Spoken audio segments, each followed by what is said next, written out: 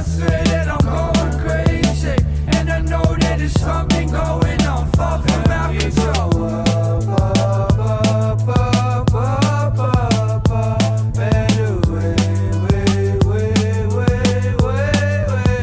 And I really need to shout something. We watching all the stars blazing, and I swear that I'm going crazy, and I know that there's something going on far from out control. Done with this silky, I need to find my blunts. We talking wisdom before we old hard drugs. Punish my liver and I sold my lungs. Put my face in the river till I atone that stuff. Grace, that shit so humbling, it put me in my place. I'm just out of the city trying to get a taste. Looking waste. I see the stars and get to bugging on my race. Blaze. Call me blaze up. Shooting fish in the bucket to get my change up. Nothing's permanent, some things you get to make up. Trying to be a perfected person till I'm like way up. I swear it's nothing, I'm loving it. Puffing skunk till I'm crumbling in my makeup. And we go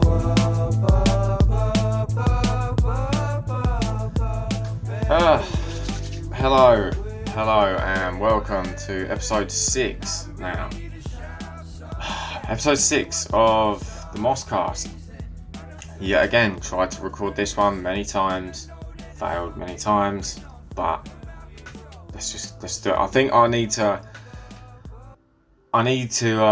understand that when recording a podcast, I just get incredibly anxious. And I get so frustrated with that. I'm just like, oh, for fuck's sake, I want my fucking feelings leave me alone, so I can fucking do some shit, man. It's so fucking frustrating.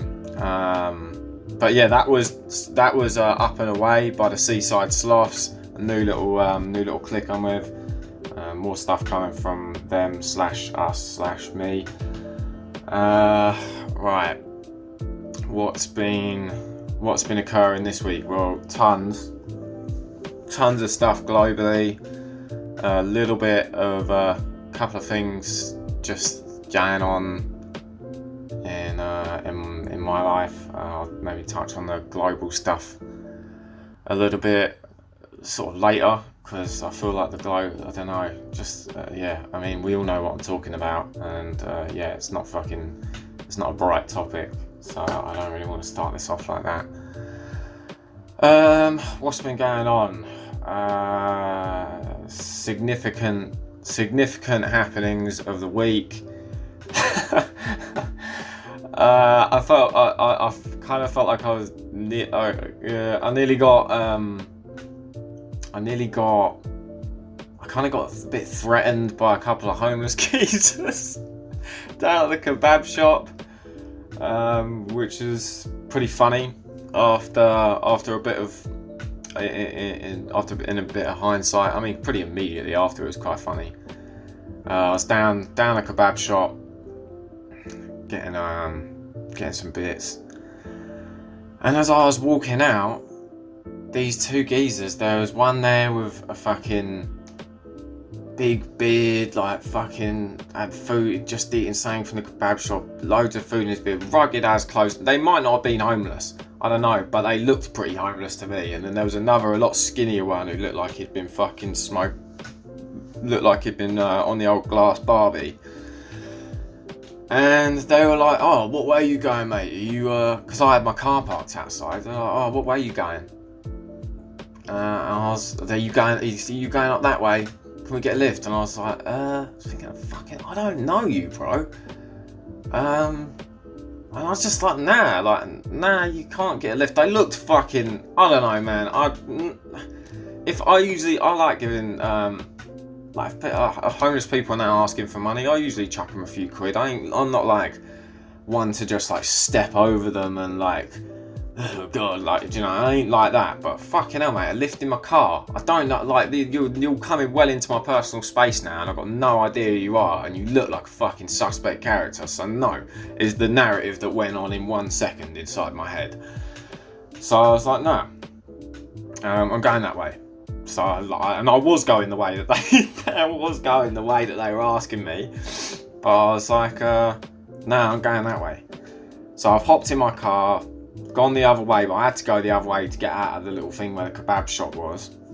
Spun round at a roundabout, and then come up the other way, and they're fucking stood on the central reservation in the middle of the road, and they both scream at me, man. They're both like, ugh! Fucking screaming all this fucking dishevelled, fucking gibberish, fucking belligerent, fucking gibberish shit out. Bastard! And I was just like, fucking hell. Do you know what? I'm really glad I didn't give you a lift. And like, if that's when people don't, no reason you're looking so fucked. If when people don't give you shit, you just go, bleh! Like, since when were you entitled to a seat in my fucking car, mate? Like, yeah. And then they were like, then the fucking traffic lights turned red. Of course they fucking did. So now I'm sat in traffic and these fucking geezers are walking up towards my car like, so fuck's sake. The thing, it's like the last thing, I'm glad I didn't give them a lift. Because I'm going to sound like such a bastard. I sound like such a wanker here in a way, but it's like, if like the fact that you're somewhere where you're obviously a little bit far away from where you need to be, which is why you need a lift, and it looks like you're a little bit far away from where you need to be in life as well. But you don't need a lift. You need to pull your finger out your ass and fucking walk, and maybe that's what you should be doing in life as well. I mean, I wasn't exactly fucking dropping this knowledge out the window to them. I was more just like, oh, for fuck's sake, this fucking light's gonna turn red and they're gonna fucking kick my car or something. I don't know, fucking throw some of the fucking detritus out of his fucking beard at my car or some shit. Yeah, so fuck's sake. Got the kebab home and that safely though, so all good. Fucking hell. Yeah, I think that's the only. I suppose I should touch on. I'm still smoking cigarettes. I've been having a few beers.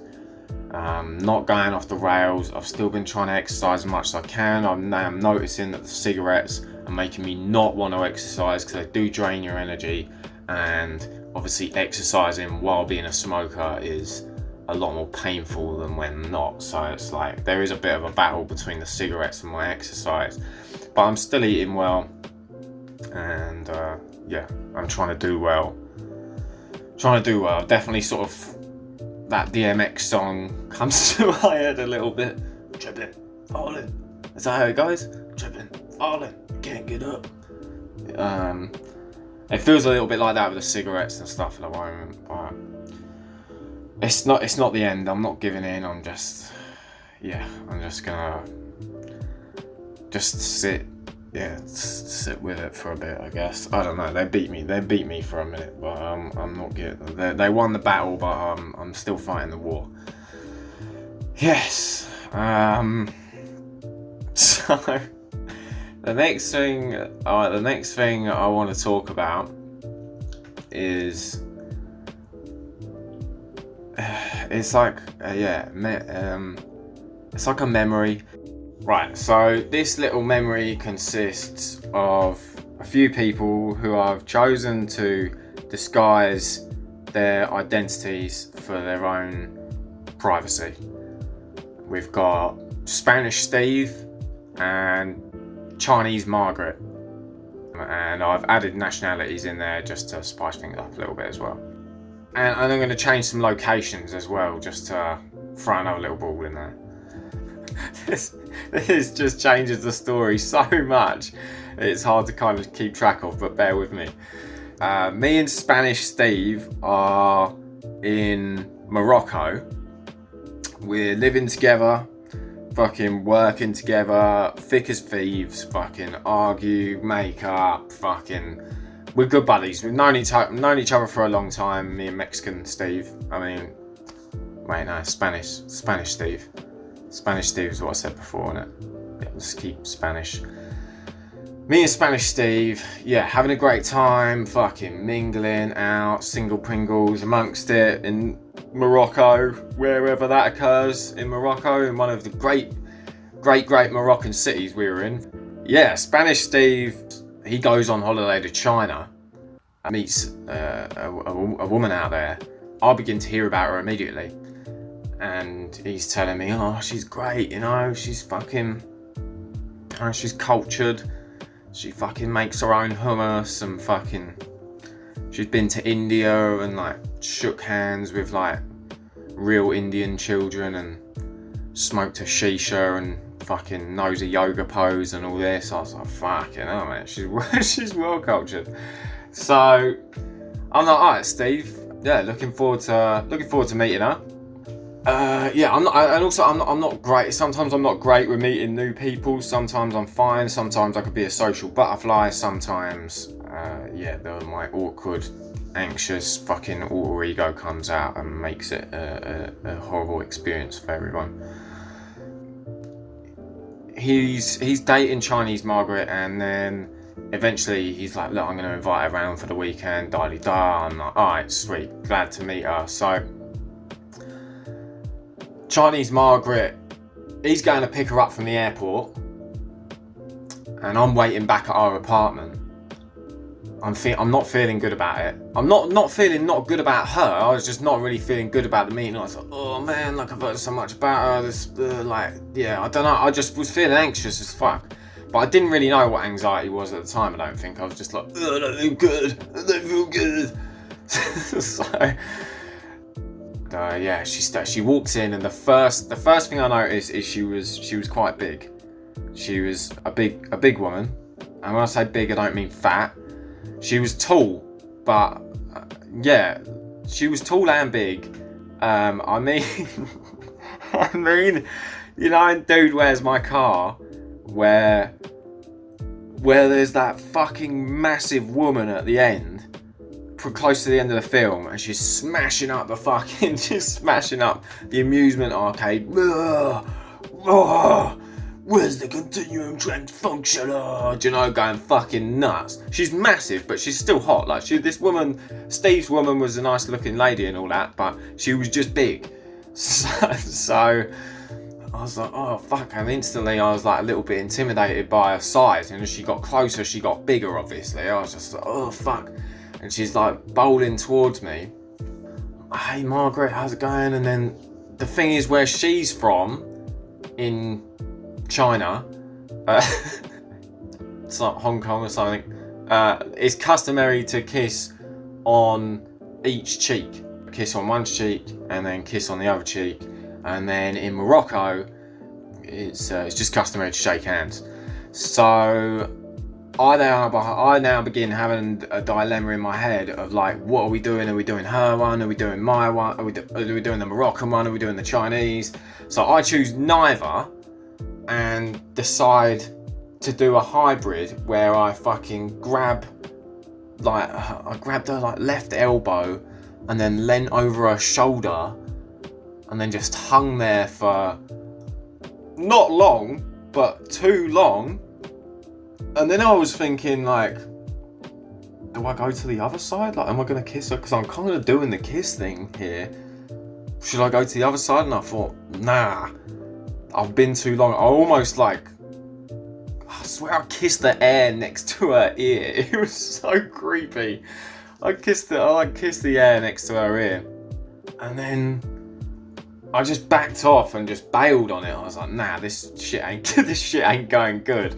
Bail. So I dropped back and I panicked and said 3 words that no one has ever said to anyone when greeting them. I said, take it easy. And at this point, she stood in front of me on the way to the front door. I've got no way out. The only way out is the back garden. So now I have to leave. So I walk into the back garden. It still sits with me today. I said, take it easy. She could speak perfect English, by the way. Nobody was leaving. Like, take it easy is like cool if someone, see you later, take it easy.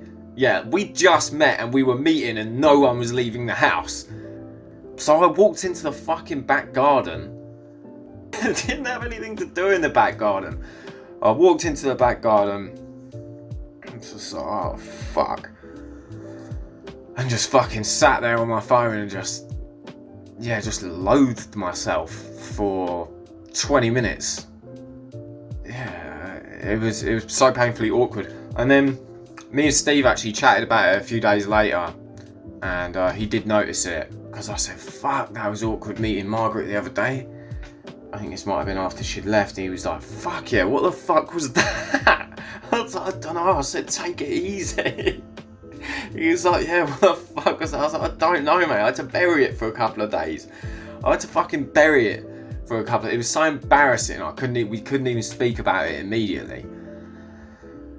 Yeah, but I mean, Margaret, Chinese Margaret and Spanish Steve, they eventually broke up, which I did see coming, because Steve was always well into his drum and bass, big drum and bass fan, Skibber Shabba X-Man, Mr. Traumatic Brucey on the mic, and then like after a few, I think they'd been together like a month or something, and he asked me, did I have the new Beyonce album? Like for him to listen to, and I just knew that he was he was no longer being himself. So I knew that that relationship was destined for the bin, and it ended in the bin. So there you go. There's another awkward happening from yours truly. Yeah, and I love that happened. It was horrible. It was so horrible at the time. But it just, every time I remember it, I just remember walking into that back garden like, where the fuck am I going? I've got to leave now because I said take it easy. Oh man, let's get into the headlines for this week. Fuck, that's such a story. Right, fuck off. There we go, back on the independent website, full of fucking nonsense pop-ups. Fucking sling your hook. The headline is, the Queen once, back on the royal family, the Queen once hid in a bush to avoid a Romanian dictator, Nicolae Ceausescu, I think it's Ceausescu? Yeah, I mean, just the Queen hiding in a bush is fucking hilarious. Yeah, fucking hell. And then I actually said this to my missus the other day. I was telling her about the headlines that I had for the podcast. I said the Queen hid in a bush to get away from one of her house guests, because he was staying at Buckingham Palace and she didn't want to see him, and she hid in a bush. My missus was like, I'm surprised she didn't just fucking morph into a cockroach. Oh, I'm surprised she didn't just shapeshift into a cockroach. Right, so where are we at? The Queen once went to extreme measures to avoid a controversial house guest hiding in the foliage of her Buckingham Palace gardens. In 1978, a Romanian dictator, Nicolae Ceausescu, travelled to the UK with his wife, Elena Ceausescu, for a state visit. It was in the historic occasion marking the first time the communist head of state was to visit the UK. So she once had lunch and told a guest, who in turn told me of the occasion when the Ceausescus were staying, and she took the corgis out for a walk in the palace gardens. So, for the first and only time in her life, she actually hides in a bush in the palace. How do you know that's the first time she's hid in a bush? Do you know what I mean? So, for the first time in her life, she actually hides in a bush in the palace gardens. Like the Queen's above hiding in bushes.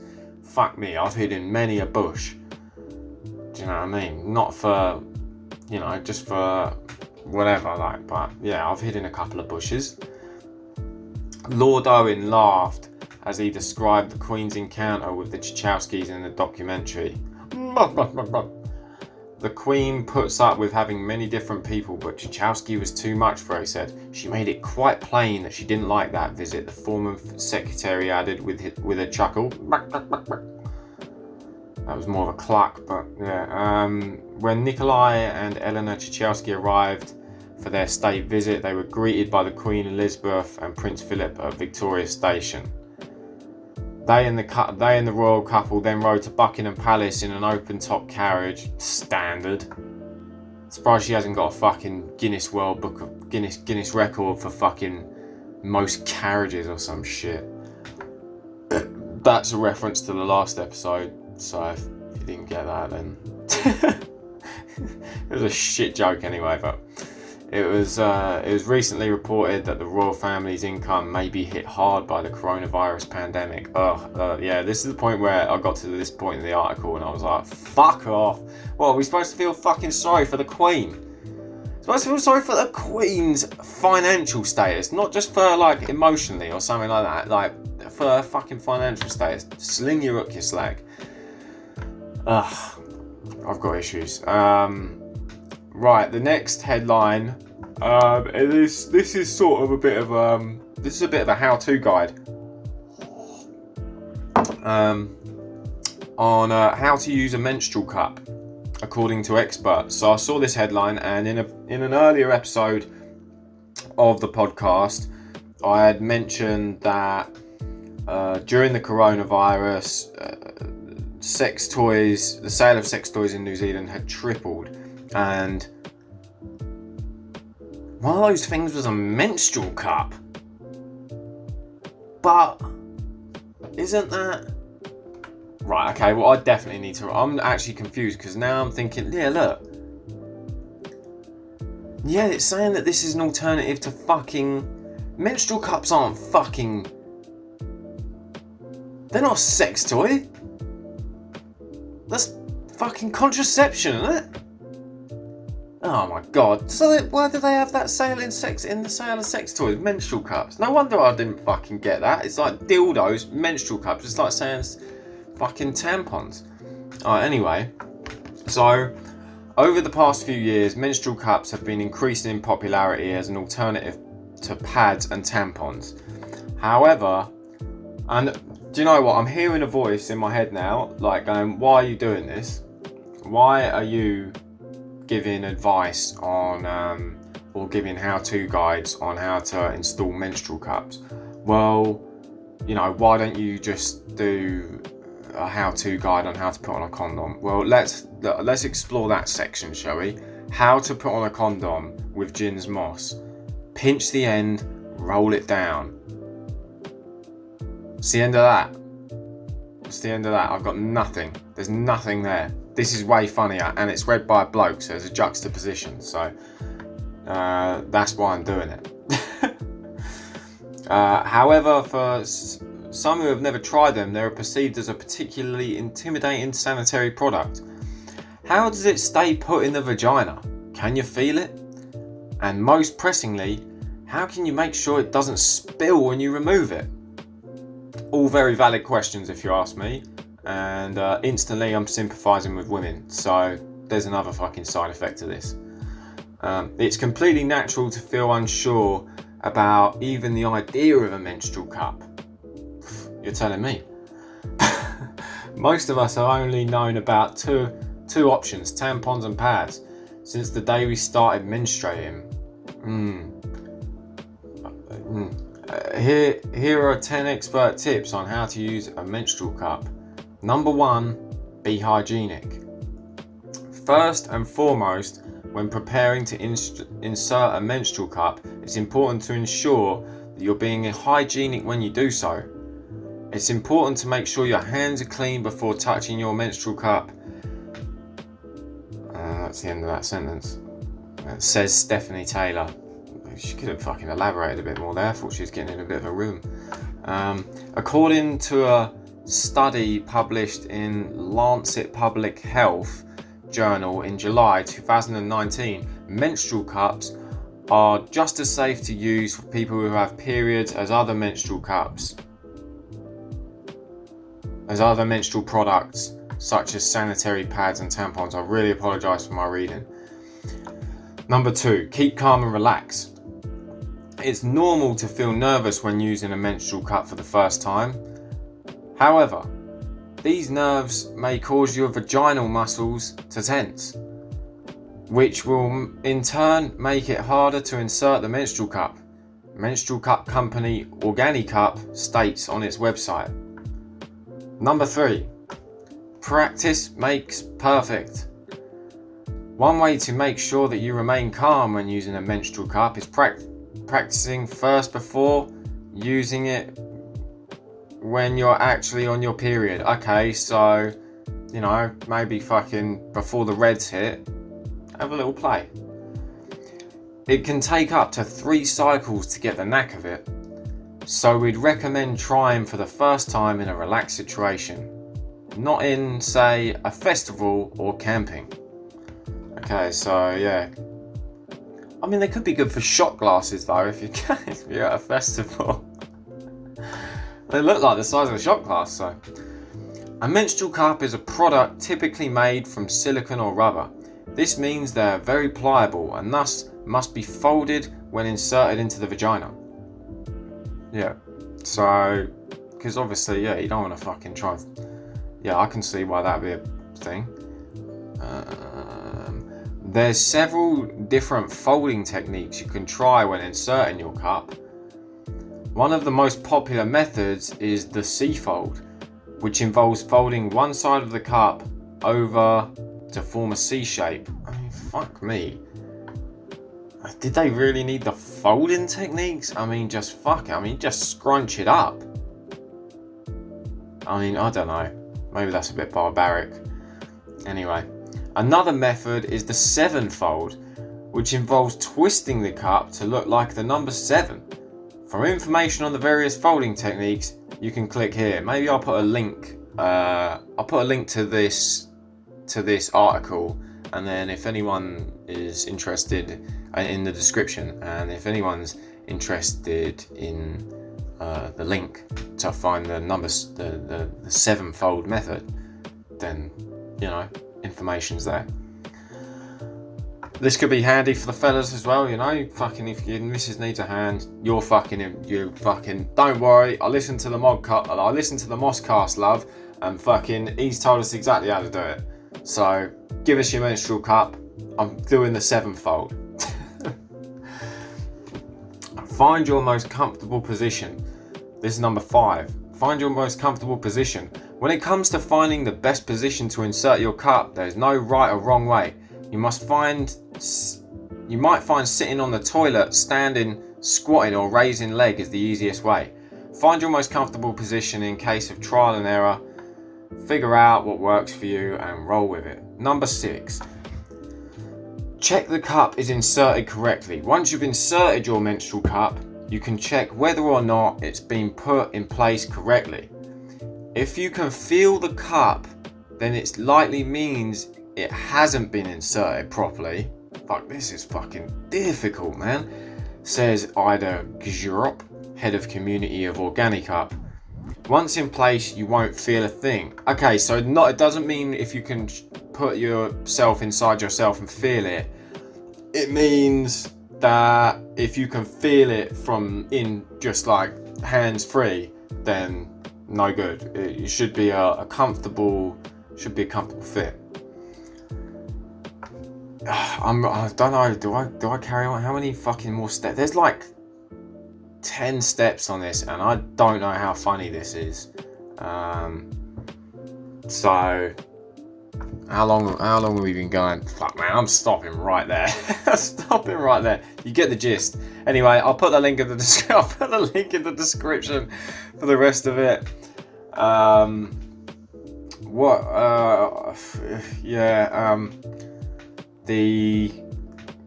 The other stuff that's been going on this week, obviously there's horrific stuff by the police with your man George Floyd. Justice for that man.